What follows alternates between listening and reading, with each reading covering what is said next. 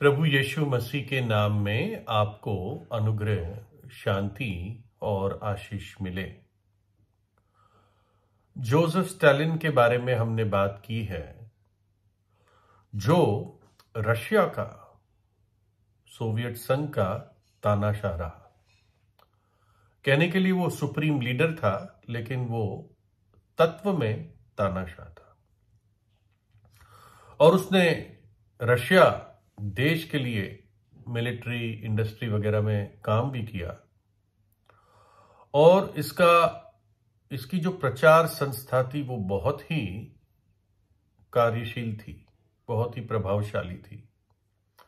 इससे लोगों के मनों में जोसेफ स्टालिन एक बड़ा हीरो और सिर्फ यही जो रशिया को बचा सकता है, ऐसी तस्वीर लोगों के मनों में डाल दी गई थी और डाली जाती थी लगातार।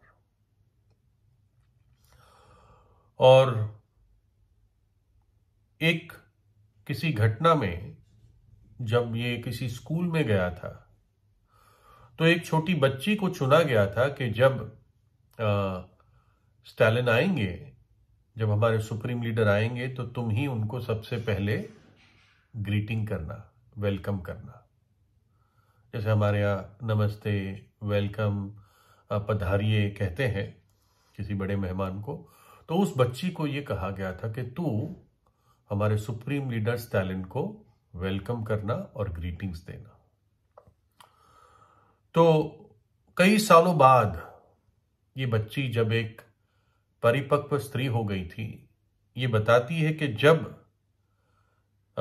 स्टालिन आए थे और मैं तो बहुत छोटी ही बच्ची थी, उसने मुझे अपनी गोद में उठा लिया और ऐसा मुस्कुराया जैसे एक बहुत प्रेमी बाप अपने बच्चे के प्रति मुस्कुराता है, बहुत अपना पिता का प्यार दिखाता है, वैसे उसने मुझे एक एहसास दिया। और बहुत सालों तक जब मैं वो दृश्य को सोचती थी, मैं बहुत खुश होती थी कि कैसे पिता का दिल हमारे सुप्रीम लीडर में था। लेकिन मुझे बाद में ही पता चला कि उसी समय, उसी घटना के, उस स्कूल के, उसके आने के समय के आसपास ही मेरे दोनों माँ बाप, मेरी मदर, मेरी फादर, दोनों को स्टालिन की सरकार ने, स्टालिन ने लेबर कैंप में भेज दिया। और मैंने कभी उनको फिर वापस नहीं देखा। तो लेबर कैंप में लाखों लोग मारे गए और लेबर कैंप में उनको भेजते थे जो स्टालिन की नीतियों से कुछ भी उसके विरोध में बोलते थे, कुछ भी विपक्ष में बात बोलते थे। उन लोगों को वो लेबर कैंप में गधों की तरह, गुलामों की तरह सेवा करने और फिर मर जाने के लिए भेज देता था। तो कहने के लिए ये बच्ची, जो एक बहुत तेजस्वी बच्ची थी, उसको लगा कि कितना प्यार से भरा हुआ व्यक्ति है, लेकिन उसी के माँ बाप को उसने मरने के लिए भेज दिया। वो कभी उनको वापस देख नहीं पाई। और इस घटना से हम समझ सकते हैं कि पाप का स्वभाव क्या है। पाप शुरुआत में बहुत प्रतिज्ञा देता है, बहुत सुहावना लगता है, बहुत प्रॉमिसिंग लगता है, लेकिन आखिर में बहुत निराशा होती है, क्योंकि अंत में वो सर्प की नाई डसता है, अंत में वो सांप की तरह डसता है और करेत के समान काटता है। पाप मृत्यु लाता है, नरक का दंड लाता है। पाप का जो सुख है, जो मजा लोग लेना चाहते हैं, मनुष्य लेना चाहता है, वो क्षणिक है, पल का है, थोड़ी देर का है, लेकिन उसकी सजा और पीड़ा अनंत काल की है।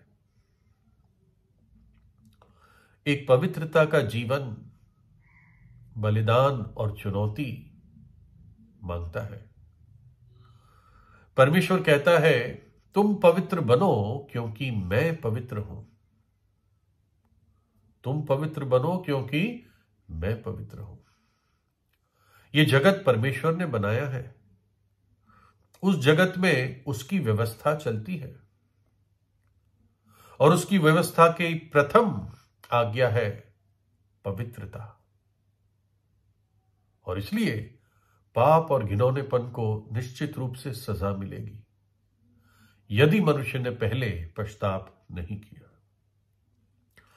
एक बाप और बेटा गाड़ी में जा रहे थे और उन्होंने एक तरबूज का बाग देखा। तरबूज जैसे कि आपको मालूम है जमीन पर उगता है और उसकी बारी कह सकते हैं, जैसे अंगूरों की बारी होती है। अंगूर तो खैर थोड़ा ऊपर उगते हैं लेकिन तरबूज जमीन पे ही उगते हैं वाइन्स में। तो बाप ने एकदम उस तरबूज के बाग के सामने गाड़ी रोकी और बेटे को कहा कि जरा ध्यान रखना। शायद वो गाड़ी चालू ही रख के गया कि मैं एक तरबूज लेके आता हूं, और वो चुपके से उस तरबूज के बाग में घुस गया और एक अच्छा तरबूज उसने तोड़ा और फिर रास्ते पे बाहर आने से पहले वहीं से बेटे को पूछा कि बेटा कोई आ तो नहीं रहा है, जरा दोनों तरफ देख ले। बेटा कोई आ तो नहीं रहा, जरा दोनों तरफ देख ले। और बेटे ने बहुत बुद्धिमानी का जवाब दिया। उसने कहा लेकिन डैडी क्या हमें ऊपर नहीं देखना है? कहता है दोनों तरफ देख ले, बाप कह रहा है। बेटा कहता है परंतु डैडी क्या हमें ऊपर नहीं देखना? इस बच्चे ने जरूर कहीं ना कहीं सीखा था कि ऊपर से परमेश्वर की आंखें मनुष्य के चाल चलन पर है। मेरे और आपके चाल चलन पर परमेश्वर पिता की नजरें हैं। हमारा हृदय वो देख पाता है। कुछ ढपा नहीं जो खोला ना जाएगा, और ना कुछ छिपा है जो जाना ना जाएगा।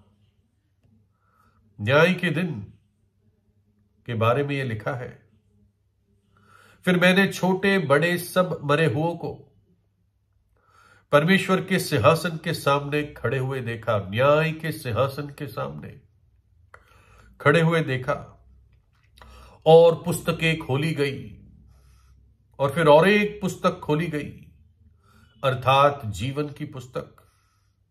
और जैसे उन पुस्तकों में लिखा हुआ था उनके कामों के अनुसार मरे हुओं का न्याय किया गया। मरे हुए भस्म होकर खत्म नहीं हो गए। एक दिन उन सबको उस सफेद न्याय के सिंहासन के सामने खड़ा होना होगा, और जिनके नाम जीवन की पुस्तक में नहीं होंगे वो सब नरक अर्थात आग की झील में डाले जाएंगे। उनके सब काम उन पुस्तकों में लिखे हुए थे। तो मैं क्या करूं? मैं अपने भविष्य को तो शायद संभाल पाऊं, भूतकाल का क्या करूं? और प्रभु यीशु मसीह इसलिए आया, हमारे विवेक को तसल्ली और शांति देने के लिए। क्रूस पर हमारा पाप और पाप की सजा को उसने उठा लिया। हमारी पीड़ा जो हमारे खाते का था उसने सब कुछ क्रूस पर सह लिया और अपना पवित्र लहू बहा दिया, ताकि हमारे पिछले पाप, हमारा भूतकाल उसके लहू में धो दिया जाए, और हमारा भविष्य वो अपने हाथों में ले लेता है।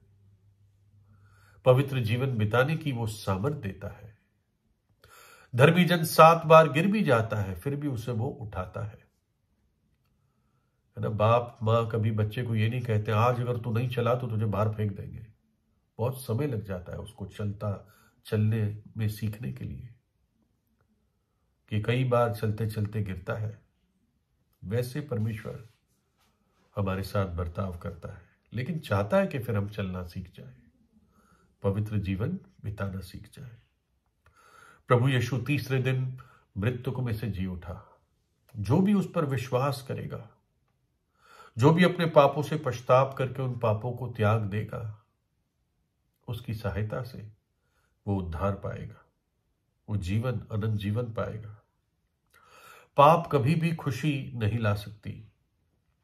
पाप ने केवल दरिद्रता, दुख, दुर्भाग्यता, निराशा और अशांति और मृत्यु इस संसार में लाया है, और इसलिए उस पाप से छूट जाना है।